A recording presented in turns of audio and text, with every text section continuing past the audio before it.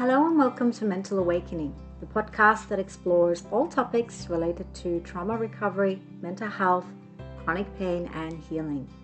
I'm your host, Sarah DeKeely, psychotherapist and mental health social worker, and in this episode, I will speak about health, healing, and neuroplasticity, exploring the brain's amazing ability to adapt and change.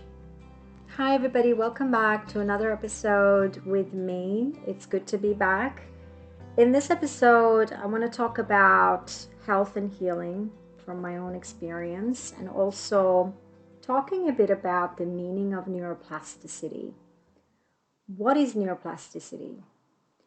So this is something that's a fairly new discovery in the world of brain science, and I don't know if you have ever watched some of these incredible stories or, shows about people who recover from some horrific traumatic injuries, whether it's a brain injury or a stroke or anything, that's traumatizing. So neuroplasticity refers to this, to the brain's ability to adapt. It refers to the physiological changes that happens in the brain as the result of the interactions that we have with our environment. Our brains are truly extraordinary and amazing. Unlike computers, which are built to certain specifications and software updates, our brains can actually receive hardware updates in addition to software updates. Yeah, so when we learn something new, we create new connections between our neurons and we rewire our brain to adapt to new circumstances. And this happens on a daily basis. This happens constantly. It's really important to note that the brain is not an isolated organ. It actually works in connection with our body and our body's relationship to our external environment. So when we're learning how to talk and walk as babies, we're actually wiring together new neural pathways between our brain, our nervous system, and the muscles that help us move and create sound and hear and process language and so on. So neuroplasticity is often something that's spoken about in terms of transformations where people heal themselves and they rewire the brain and the nervous system. But it's also important to note that neuroplasticity is something that can also work against us. For example, addiction to different substances, activities, or even people in toxic relationships, they're all because of neuroplasticity, because we get so wired and used to a certain way of being. Right? So when there's a strong compulsion to maintain a certain habit and attempts to break free from that habit fail, it's the power of that existing neural pathway that's actually, heavily ingrained, and it kind of feels safer for us to remain stuck. It can be incredibly hard to change, but it's nevertheless possible. When I went through my separation late last year, I started to experience really bad vertigo. I'm talking everything spinning. I used to have, incidents where I got very sick and vomited, couldn't drive, and found it really difficult to feel grounded and stable. I constantly had this feeling that I was up in the air because my emotional world felt up in the air. And so the sensations and the symptoms I experienced in my body very much mirrored that. And I still have some of those symptoms, I'll be honest. I haven't fully recovered from it, but I brought it down from a 10 to a 3 or a 4. And this is why I really wanted to make an episode about this topic, because I find neuroplasticity to be incredibly powerful and something that we need to be more educated on. It takes time, absolutely. Often what we tend to do is as soon as we have these unwanted symptoms or sensations in our body, we want to know, why do I feel this way? Why is my body doing this?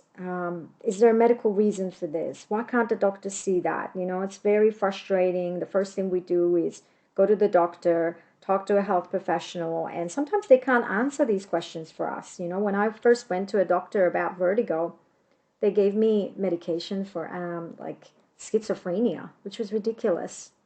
And they had no knowledge or information or understanding of what it was all about, that it had a lot to do with my nervous system, and and so they just didn't know, and that's okay. I mean, the body is complex, with physical, mental, emotional, and spiritual aspects to its health. So, doctors are skilled at investigating the physical reasons for our symptoms, but they can't always know the emotional or understand even the emotional, mental, and spiritual aspects to why we feel the way we do. So, what we need to do is better inform ourselves about health and healing. One thing that I'm no longer afraid of is unwanted sensations. I used to be anxious about sensations in my body, and now I welcome them. I tune in. Knowing how to tend to my emotions when I need it gives me the confidence to go about my day and my life in a much more mindful way than I used to. And so I really believe that when it comes to health and healing, the key is to practice to look within, trusting or building a relationship with your body where you can trust that your body is firing neurons in a particular way for a particular reason. There's a reason why this is happening. And even though you might not understand it in that moment or at that particular point in time, with self-study, with compassionate self-awareness and a practice in self-kindness, we can actually reveal different layers of our inner knowing that help us understand the neural patterns and sensations that we're physically experiencing.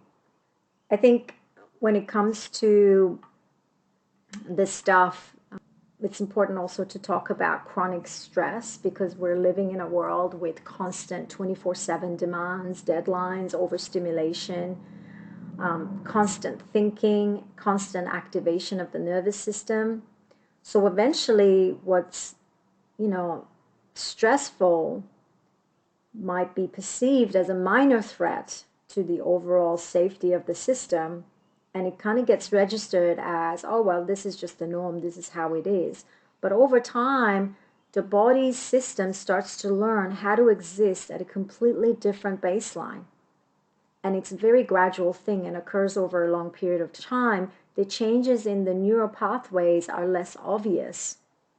So we become used to living and behaving and thinking a certain way that actually makes things worse.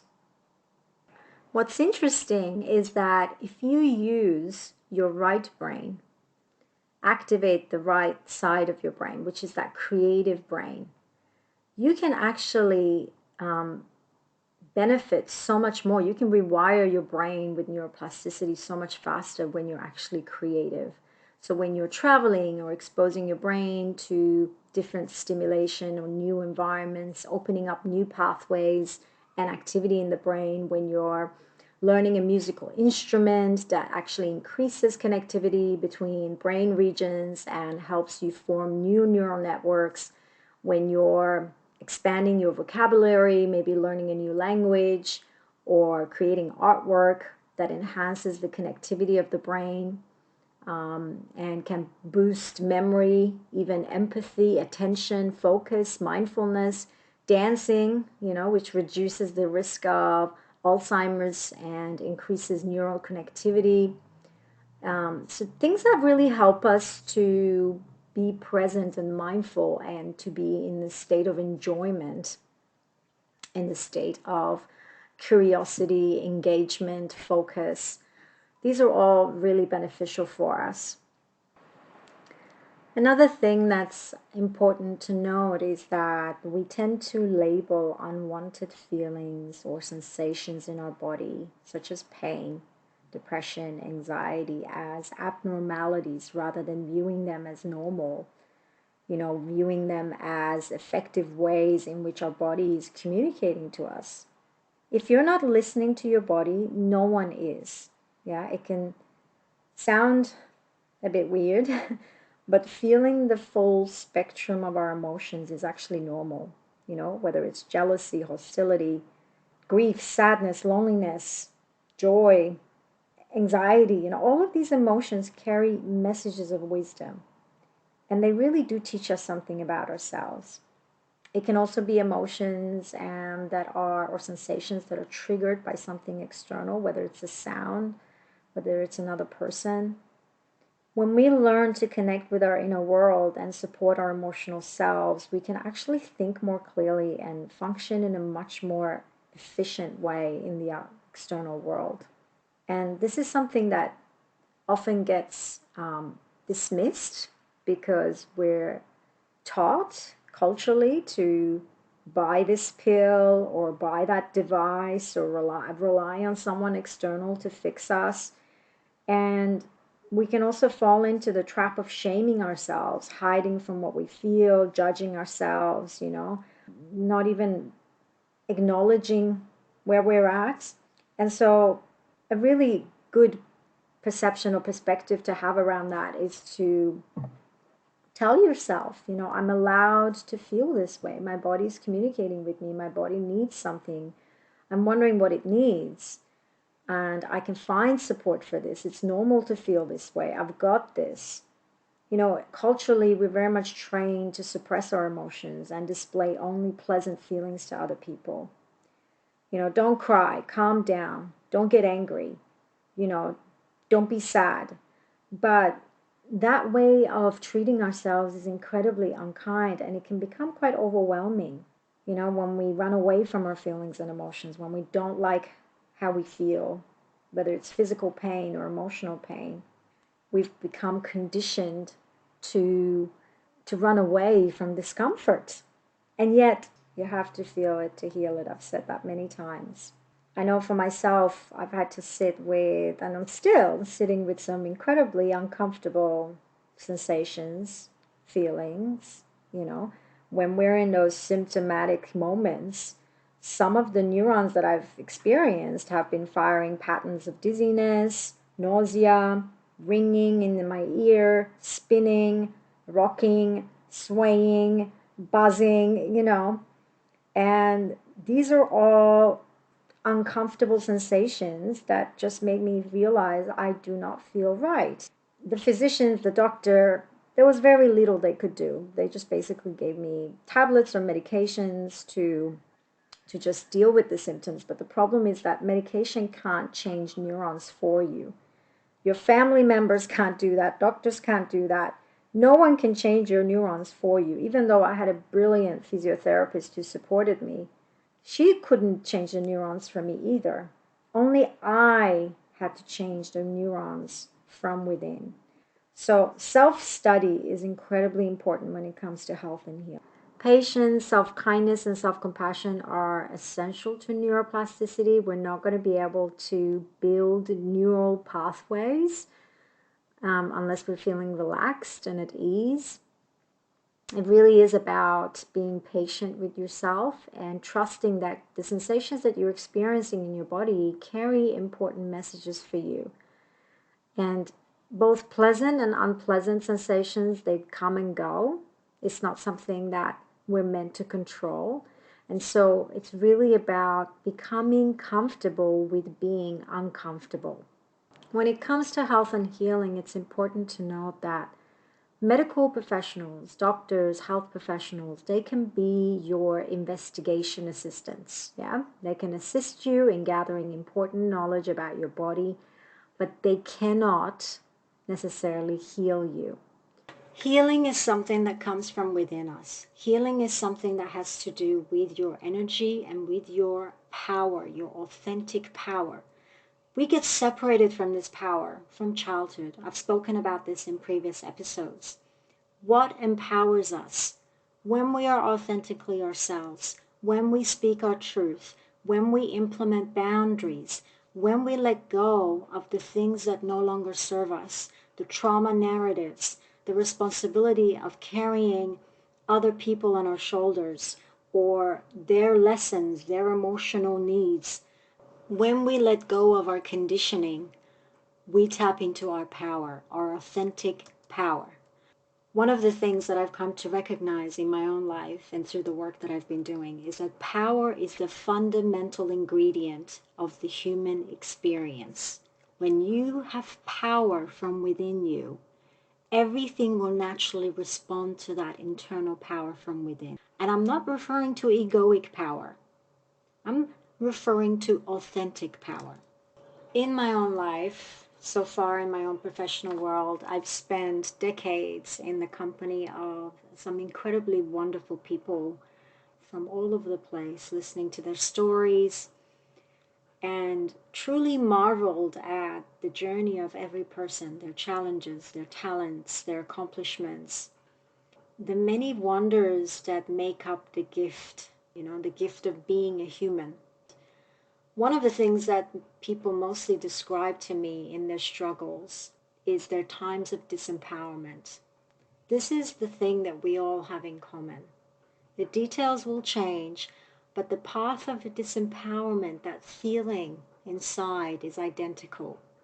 And so that's why I truly believe and have come to recognize that power, internal power, is the key to our healing. I've come to see this even in my own life. The growth and the opportunity of really recognizing and implementing this, reparenting process. Learning to reparent ourselves is what gets us closer to our authentic power. There are so many mystic stories about how the human soul has been forced through rigorous circumstances to become more powerful than the outside obstacles. For example, Buddha sat in meditation under a tree for 40 days waiting for enlightenment. He was determined, as the story goes, to detach from the hold of the outside world and how that outside world had this hold on his body and on his mind. And so healing is pretty much a tug of war between what science and medicine believe to be true about a health condition and how empowered you believe you can become from within. So this is something that requires the capacity to detach, like Buddha, from the illusion that challenges your belief that you can heal. Getting to such a clear inner faith requires a level of awareness, a level of consciousness, a level of desire. It's not something that you can ever force on a person. It comes from within them. You either want to do it or you don't. Every day, all of us get into a tug of war about different things. We get into power plays, traffic jams, financial fears. We live in a world that is incredibly uncertain. All kinds of things can hit us, from relationship challenges to health challenges to things happening to the people that we love. And so it's really important to pay attention to this tug of war within you. How much power is drained from you, and what your weaknesses and illusions are. Because when you stop knowing yourself, when you stop getting curious about what your weaknesses are, what your illusions are, what are the narratives I get caught up in every day, what are the things that ruffle, unsettle me and ruffle my feathers, what are the things that make me lose my power, my center. Really reviewing this tug of war, because that's when you really start to recognize what's going on inside of you. Power is your fundamental ingredient. Every word you say is a power tool. Every thought, every emotion, every idea, every decision you make, every action you take. Everything you choose to believe about yourself either empowers you or disempowers you. So when you lose power, internal power, your health will naturally get impacted. Losing power is losing health. Remember that. Losing power is losing health. What makes me lose my power? Okay? Something to reflect on. Now, if we go back to neuroplasticity, this is what neuroplasticity is all about. It's all about what you focus on. So the reason focusing on getting rid of symptoms does not work is that your focus directs which neurons and neurotransmitters are most repeatedly being stimulated. People who are focused on getting rid of symptoms are more likely to feel disempowered and continue to experience their sensations. I'll give you an example. As I mentioned earlier in the podcast, I still receive or I still have symptoms of vertigo. And so when they come on, what I do is I just tell myself, oh, it's interesting. I don't feel quite right. Okay, what do I need right now? I start to tune inwards.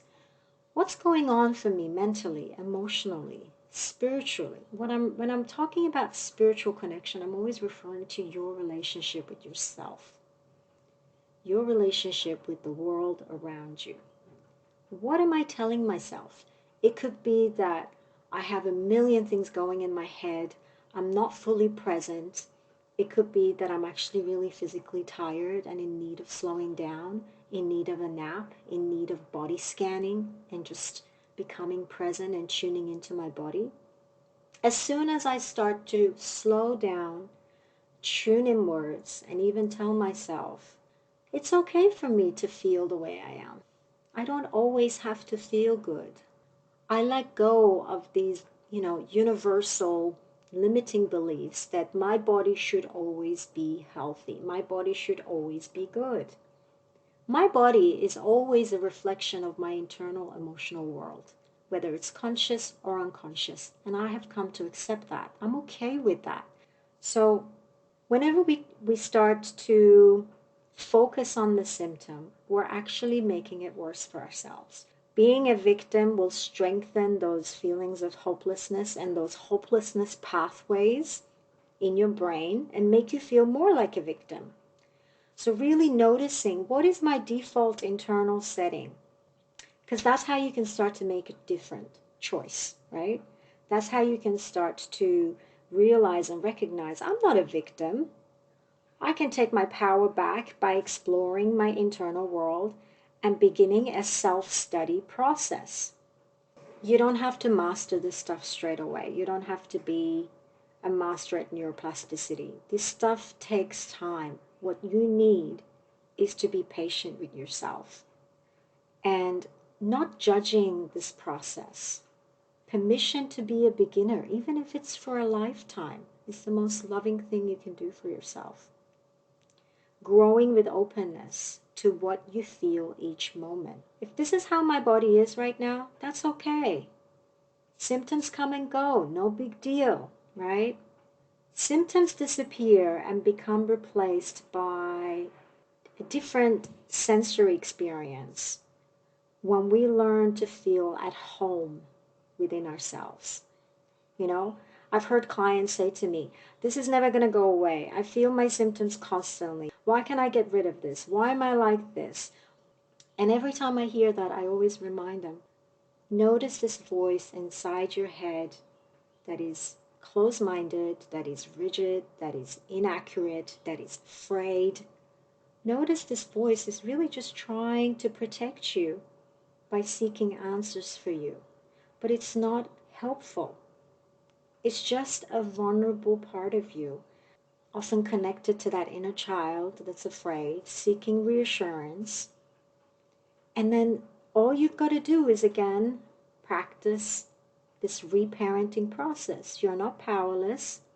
You can't always 24/7 be or feel anything. Our bodies are constantly changing each moment. And this voice is really just coming from that fearful self, fearful child, or even the critical self. It's trying to keep you from making mistakes. It's trying to prevent things from getting worse. We form this voice internally from childhood. But by hearing it, you can choose if you want to listen to it or not. Just because you think something doesn't mean it's true. Our thoughts are not facts. Not all voices in your head are helpful. And this is why awareness of this inner voice will help you to take back control, help you feel more empowered. So the first thing is to really believe that change is possible and that you don't always have to feel great in your body. This is an expectation that is unrealistic. The next thing is, like I mentioned before, tuning in. What is my body trying to tell me? Noticing your thoughts, noticing your sensations. Begin to train your body and your mind to change in a particular way that is really focused on the sensation that you want to experience, not the sensation that you're experiencing. And I understand and acknowledge that this is tricky. Of course it is. It takes practice. I'm practicing every day. The process of neuroplasticity is incredibly empowering and moving. I'm telling you from personal experience that it's given me great hope to keep going. Feeling calm, steady, peaceful is becoming this wonderful thing. It's like a reward that I get from within. Practicing was rewarding in itself because it felt good to have a daily practice where I tune into my desired sensations, where I body scan, I allow the sensations that I'm experiencing to be as they are, I breathe through them, I shower myself with some self-compassion, I reduce and remove judgment. And so if there's one thing I can leave you guys with is that the world of healing and feeling is not logical. You might be choosing to distract yourself, to keep busy, to numb yourself, to medicate, when what you really desire is to slow down, to pause, and to start feeling your inner world in a way that is safe. You can tell your brain, you can teach your brain, hey, it's all good. We can feel this stuff. We can be uncomfortable. No need to, alarm me. No need to go into fight and flight. It's all good. I've got this. So I really invite you guys to create space for your new neural pathways to develop without judgment, without deadlines, or this has to happen by this time, because the neuroplasticity process is really a combination of mental, emotional, spiritual aspects of change. It is a whole integrated process. It's not linear. And you need to go through it yourself. No one else can do it for you. No one else can help you build this state of steadiness, calm, and confidence from within. You can have support. I'm a professional and I help people with this stuff all the time. Absolutely, nothing wrong with getting support. But the actual daily work has to be something that you commit to from within. It's an individual process. Some people get it very quickly. For other people, it takes time. What really matters is that you ask yourself, do I believe that it's safe for me to feel my sensations? Do I believe in my ability to heal? Will I be patient and give myself time to heal? What do I actually believe in? I'll be honest, until people learn about this process of neuroplasticity, they often feel quite disempowered and stuck. They don't really know what to do. They feel hopeless. They rush things and then they say, oh, it doesn't work for me anyway. And I always say to them, let's slow it down. Let's go back. We need to actually incorporate and embrace a new way of living from scratch. Building a daily practice that helps you notice your habits and patterns in your life, your internal world, and how you speak to yourself. becoming conscious and self-aware, becoming open and compassionate. This is all part of neuroplasticity. Intentionally choosing which neural pathways you build more of by making these the center of your daily practice. Avoidance behavior is not what helps us in this. Neuroplasticity is not about what you do or how often you do it, but how you feel when you're doing it. For those of you who don't know, I do have a couple of meditations on the Insight Timer app that I recommend you look up. All you have to do is do a search under my name. There is a body scan. That body scan on a daily basis can be very helpful because it allows you to release tension with curiosity. Notice your thoughts. Notice what's going on inside your body. For me personally, the thing that has really supported me through my both emotional as well as physical and mental challenges has been to shower myself with self-compassion.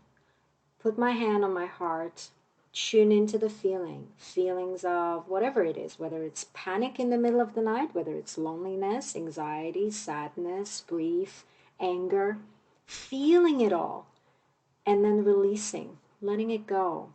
Allowing it to come and allowing it to go. Sometimes healing looks like sitting down and bawling your eyes out, and that's absolutely okay. Same thing with physical pain.